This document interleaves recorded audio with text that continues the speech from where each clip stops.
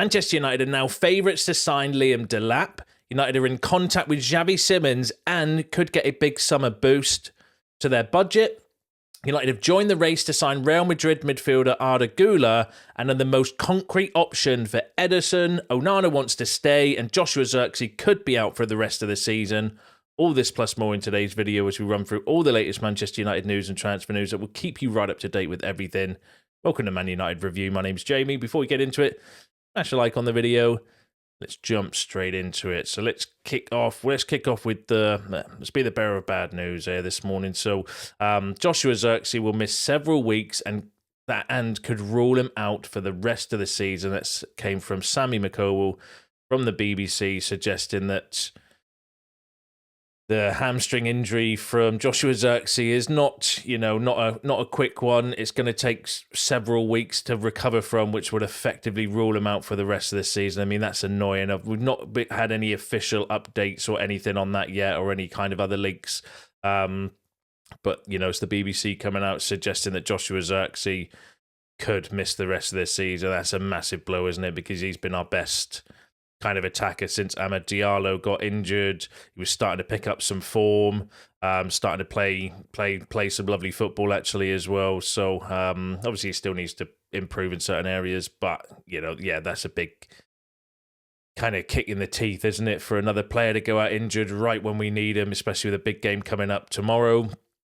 And then potentially, hopefully, more big games coming up in the Europa League as well. But yeah, couldn't have happened at a worse time. But I'll bring you any updates when we get something kind of official, or if we get any more kind of leaks or anything coming out regarding his injury. I'll give you an update. But yeah, give us your thoughts on Joshua Zirkzee being out for the rest of the season in the comments.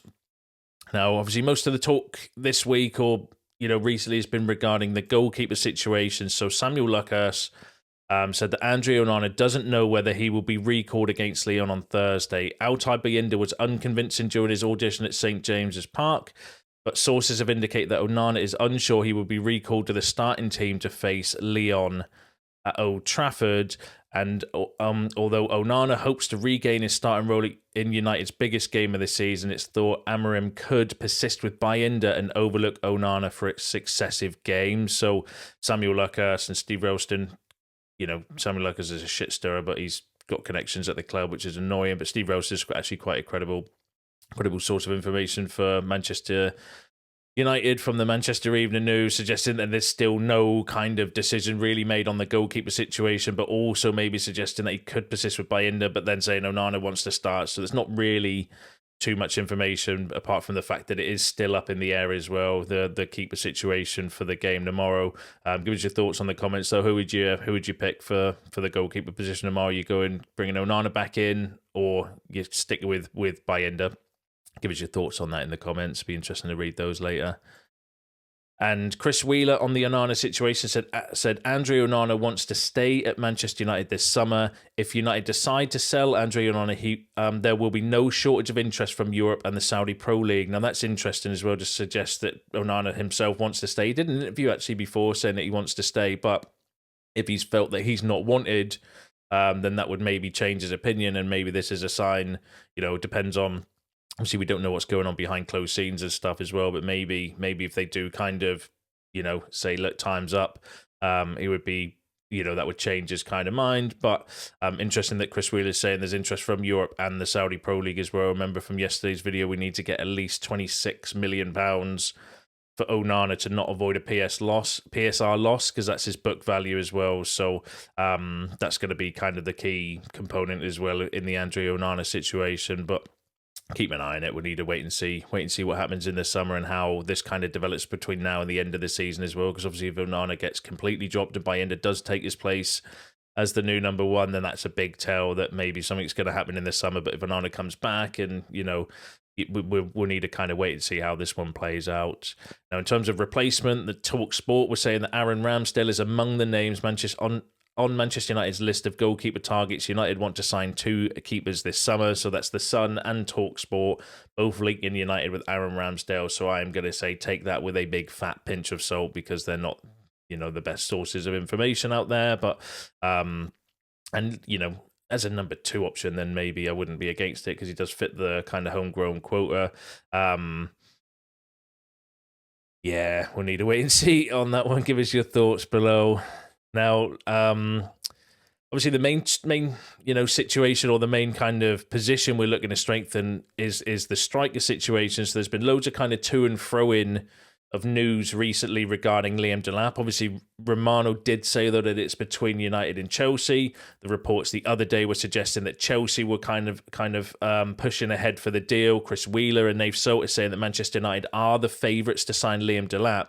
However, they face plenty of competition, with Arsenal understood to be the only Premier League club not chasing him. Now, that's insane, isn't it?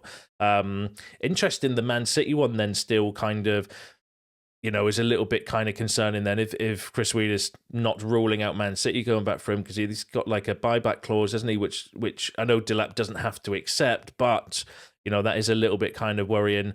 But obviously Romano was saying that it's between us and Chelsea, no mention of City. So, and we're calling Chris Wheeler, we're the favourites now to sign Liam Delap. I mean, I'm not against Delap.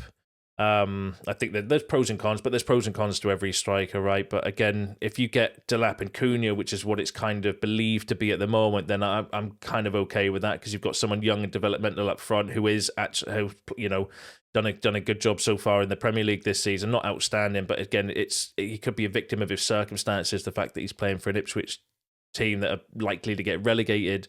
But then also you've got Cunha who's more experienced. It can help with that kind of goal burden as well. So I wouldn't necessarily be against that. But yeah, give us your thoughts and opinions on Delap. I think we're going to hear a lot of this. You'll probably hear, at the time you're watching this video, there'll probably be a story come out saying Chelsea have signed him or are going to sign him, because that's just the way the world works with football transfers. But give us your thoughts on Delap in the comments.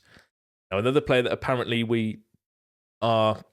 and that we've moved ahead for, is that Manchester United have moved ahead of Manchester City in the race to sign Ederson, who is valued at 60 million euros by Atalanta. That came from Tutu Meccano, who I've never found to be that credible, but I don't actually know, because I'm not Italian or don't live in Italy, and so sometimes it is difficult to kind of know exactly who's like the credible source or not. But I've never found them to be particularly credible from the stories that I've reported on this channel, suggesting that United have moved ahead of Man City in the race to sign Ederson.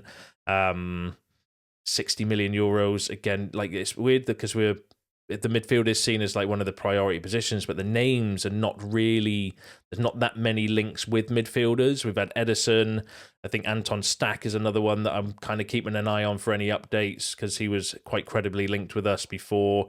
Hayden Hackley is another one. I would say, obviously, we've had Nemecha as well, although they've been kind of downplayed because of his injury records as well, and they seem to be the main kind of names linked in the media. So, but we need to keep an eye on it for you. But yeah, according to reports in Italy, Man United have moved ahead of Man City in the race to sign Ederson. And then another Italian outlet has said Man United are the most concrete option for Ederson to secure a move to the Premier League from Atalanta as well. So that's one to kind of pay attention to. Again, a lot might come down to like budget and stuff like that as well. But Ederson, and very, very well-rounded midfielder, would be a good partner to kind of bring in for Ugarte. I think you could play maybe Ederson and Bruno for some games as well, if you want to be a little bit more kind of attacking and progressive with the ball as well. I wouldn't be dead against doing that as well. But very, very rounded midfielder at a good age as well, good experience. It's just obviously bringing him into the Premier League. It's always a worry when you're signing players from overseas as well. So just hope if we go down that route, he's well scouted and well kind of, which he is clearly, because we've been linked with Ederson probably coming up 2 years now. So so he clearly would be well. Like, if you don't know everything about him by now as a United scout, then what have you been doing for the last 2 years? Because we're constantly linked with Ederson. But yeah, give us your thoughts on Ederson in the comments. Give us your thoughts on the midfield. Actually, give us some names who you're kind of thinking for midfield. Wharton's the other one. I've just remembered. Adam Wharton's probably the other one that's most linked as well for the midfield. Ederson, Wharton, Anton Stack, Nemecha, and Hayden Hackley, I would say, were the kind of main ones that are linked. We get a few other ones linked, but from the more credibility or the more credible sources out there, I would say those are the ones to at the moment. But there's not been that much news around midfielders recently, because all the talk is around at the moment the goalkeeper and the striker situation. But yeah, give us some options in the comments below. Now, another striker we've been linked with is Samu Aguihauer. So Barcelona, Bayern Munich, Tottenham, West Ham and Manchester United are keeping a close eye on Porto striker Samu Aguihauer ahead of this summer's transfer window. That came from Ekram Connor, though. I'm still on the fence of Ekram Connor. Big following, reposted by, a lot of good kind of places, but linking us with everybody at the moment. So I'm yet to be convinced by his credibility. We have been linked, though, with Samu Aguihauer before. He would be another good shout. Again, a bit of a risk because I think he's going to be expensive, young, un-Premier League proven as well. So there is a bit of a gamble with Samu Aguihauer. However, he is he does look like he's got the profile to do well in the Premier League, i.e. big, strong, powerful, athletic, like that type of kind of player. But yeah, there would be a risk with that as well. And I don't know the fee because he's got like an 80 million euro or 100 million euro release clause, and I don't know whether we're going to sell him for less than that as well, but we'll keep an eye on it for you. He is another name that's probably on the ever-growing list of striker targets or strikers, though, that we've been linked with, but give us your thoughts below.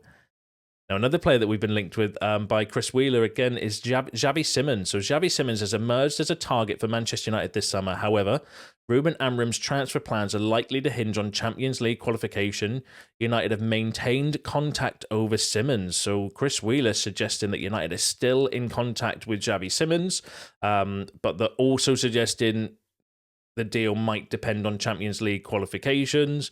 Remember, he's reportedly around 60 million euros or 60 million pounds for Xavi Simons as well. So he's going to be an expensive kind of signing. It's the same sort of, it's around the same sort of price between Cunha and Simons.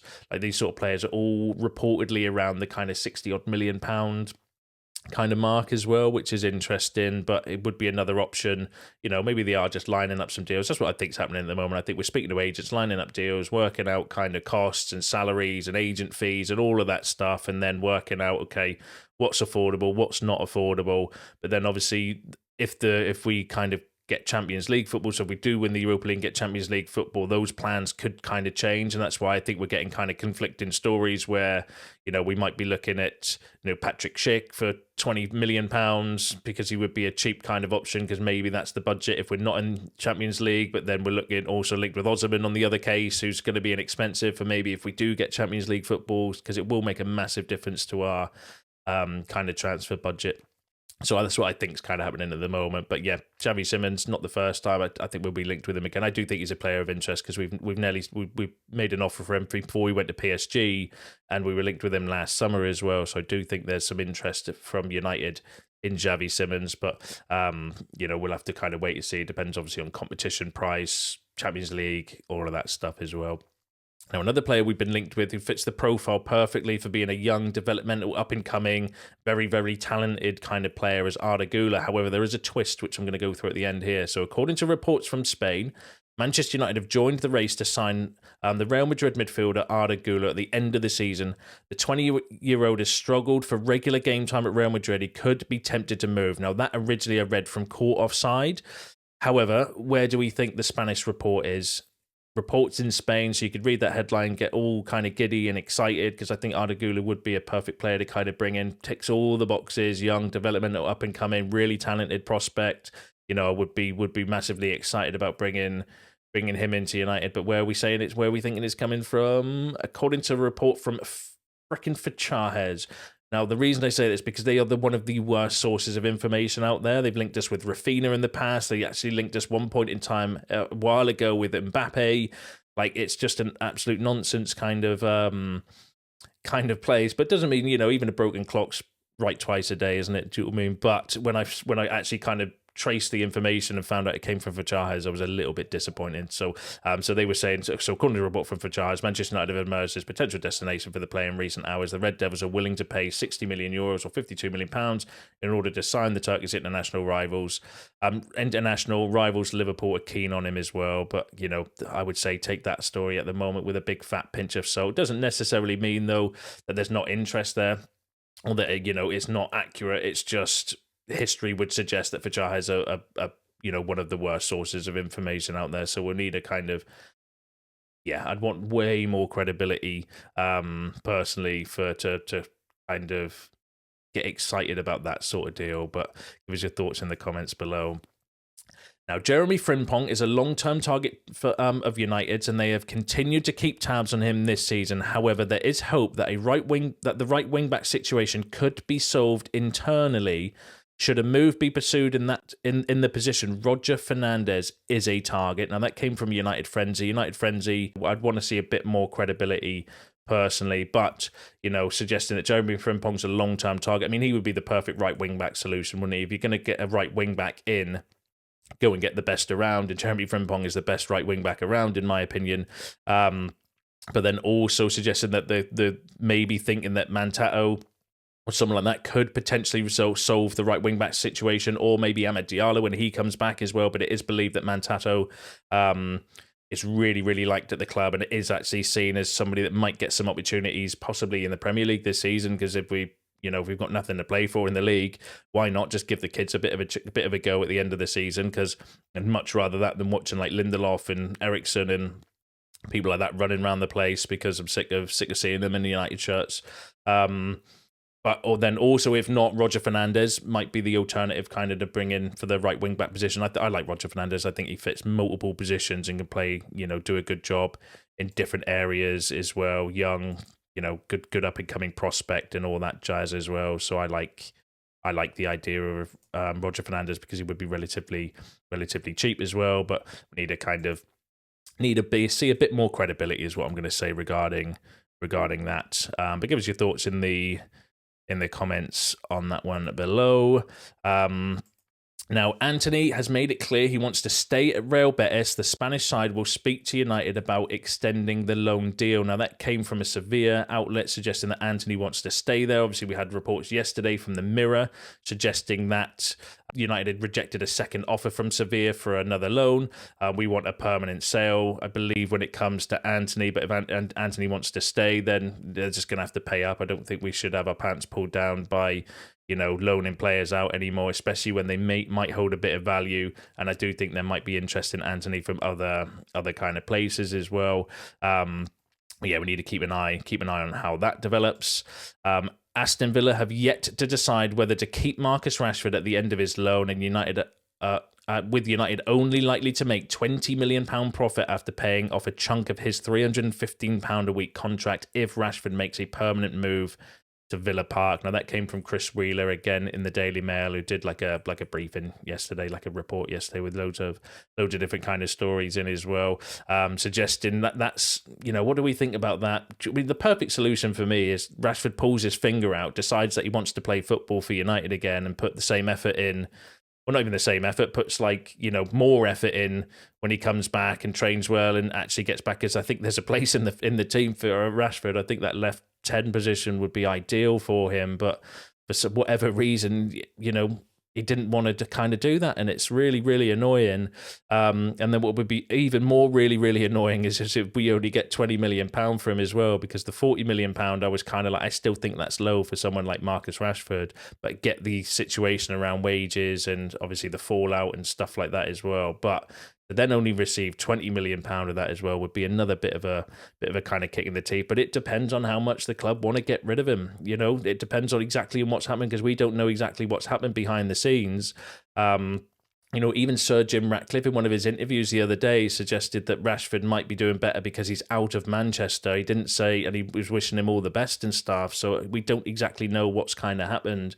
And what's been going on as well. So I suppose it would depend on how desperate they are, or if other teams come in for him as well. Maybe that'll create a bit of a kind of bidding war, which would be better for us as well. But yeah, that's a little bit of a but it is what it is. Like I said, it depends on how desperate they are to get rid of Rashford. Do you know what I mean? They might take the £20 million and be happy with that. Remember, we saw McTominay last season for 25, and that was a bit low in my opinion, especially considering how well he's doing in Napoli now as well. But so, we need to keep an eye on it, see what happens. Plenty of time between now and the summer to no doubt get some more stories around this situation.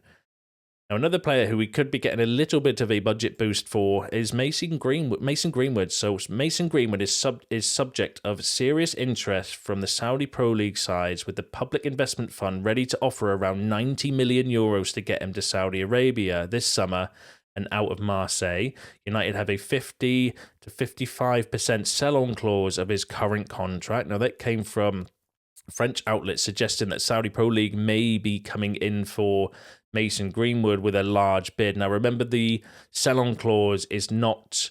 we won't get 50 to 55% of the fee. So in that scenario, we won't get half of £90 million. It's 50 to 55% of the profit that we would that Marseille would make. So let's say they bought him for, I think it was around 30 million. So let's say they sold him for 50. That's a £20 million profit for Marseille. We would get 50% of that. So in that scenario, we would make 10 million. So it's not 50% of the fee that Marseille get, it's 50% of the profit that they make. But that would still represent quite a significant boost to our summer transfer budget to maybe get like 30, 35 million pounds, or whatever it works out with the kind of conversion for Mason Greenwood. If he goes to the Saudi kind of Pro League, that would be really, really kind of interesting and really kind of, you know, that's mad, isn't it, to think we might get more for Mason Greenwood than we would for Marcus Rashford. That's insane, considering, you know, we've sold him and everything that happened, you know, before that as well with his, you know, suspension and stuff. That's insane, isn't it? I think we could get more for Greenwood this summer than we would for Marcus Rashford. That's nuts. And another way we could boost the budget for the summer is by selling, you know, some players. And again, according to Chris Wheeler, we're saying that Manchester United will try to raise transfer funds through player sales, with the futures of homegrown talents Alejandro Garnacho and Kobe Mainoo still up in the air. I think the all signs are pointing towards Mainoo signing a new contract. That's the kind of the vibe I'm getting around the rumours and stuff like that as well. But Garnacho, I mean, it's obviously still up in the air as well, but I'm predicting that maybe Garnacho might be sold in the summer. All roads kind of suggest that maybe that's plausible, or more plausible anyway, as well, with everything that's kind of happened around, you know, the bids in January, his form, you know, his fit to the system. You know, so I'm kind of like, in my head, and this is just me personally anyway, I'm kind of, you know, coming to terms with the fact we might sell Garnacho in the summer, but I don't think Mainoo's going to go anywhere as well. But give us your thoughts on that in the comments. Give us your thoughts on all the other topics discussed in today's video, because it's you all up to date with the latest Manchester United news and transfer news. Smash a like on the video anyway. Subscribe to the channel if you're new. See you in the next one.